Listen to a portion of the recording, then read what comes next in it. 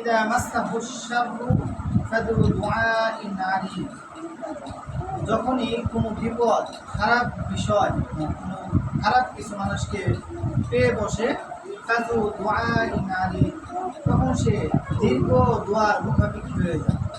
কোন দোয়ার? দীর্ঘ দোয়ার। মানে তখন আল্লাহর কাছে চাওয়ার শেষ থাকে না। আর যখন সে সুস্থ অবস্থায় থাকে,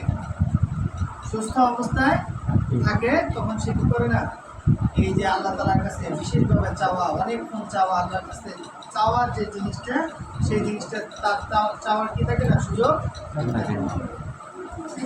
হাদিস শরীফ আসছে, নিয়ামাতানি মাগবুনুন ফীহিমা কাসীরুন মিনান নাস, যে আল্লাহ রাব্বুল আলামিন আমাদের জন্য দুইটা নিয়ামত দিয়েছেন।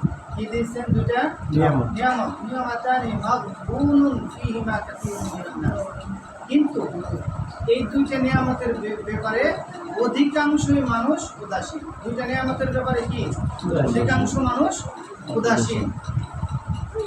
একটা হলো আসলিহাতু ওয়াল ফারাগ, আসলিহাতু ওয়াল ফারাগ। একটা হলো সুস্থতা, একটা কি সুস্থতা। যে সুস্থ অবস্থায় যে আল্লাহ তাআলার কাছে বেশি বেশি কি করতে হবে? শুকরিয়া আদায় করতে হবে। তার যে ইবাদত করার যে সব কথা বলা হয়েছে, সেই ইবাদতগুলো আমার করতে হবে। সে অবস্থায় আমি কি করি না, তখন ওয়াল ফারাগ, আর হলো অবসর কি থাকা, অবসর থাকা।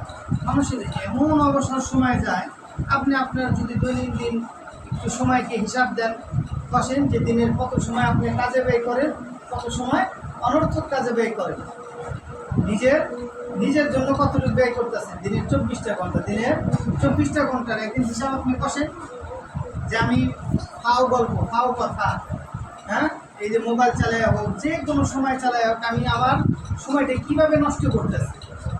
এটা আমার অবসর সময় ছিল কি ছিল না? এটা আমার অন্য সময় না অবসর সময়? এখন মানুষ মনে করে যে 12 ঘন্টা আমার ডিউটি বা 8 ঘন্টা ডিউটি, এই ডিউটির বাদ দিয়ে যেটা আছে এটা আমার সময়। আর ডিউটির টাইমের মাঝখানে যদি ফাঁকা পান, সেটা কি ডিউটির টাইম না অবসর সময়? ফাঁকা যেটাই যাবে আপনার, যেটাই কি, যে সময়টা